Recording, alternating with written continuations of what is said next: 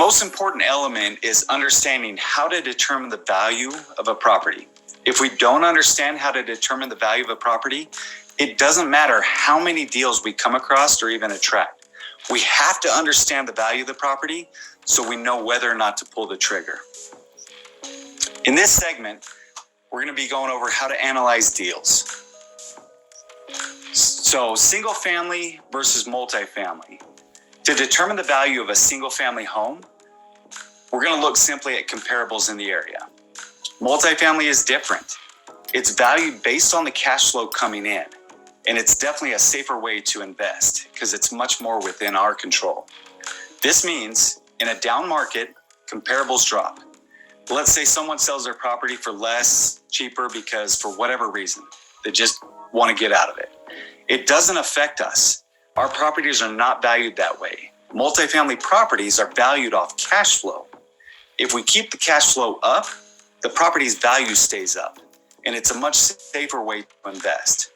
But having said that, we have to understand what the cash flow is to understand the value. So to get the value of the property, we need to know the net operating income. To get the net operating income number, we need to get an offering memorandum from the seller. This basically gives us a breakdown of the income, expenses, rent roll, profit and loss, everything we need to determine this number.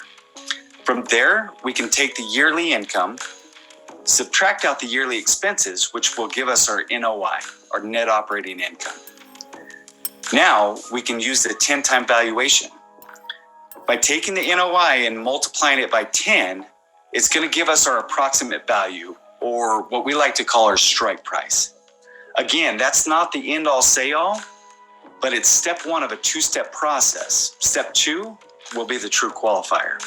This will help us identify properties with the best rates of return and the best upside potential for growth.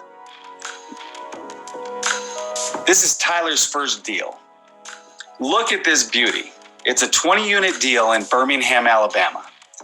The sellers send over the information that we just talked about. The yearly income on this property is $92,700. Expenses were $50,300. That's $42,400 for our NOI. Now we're going to multiply that number by 10, giving us $424,000.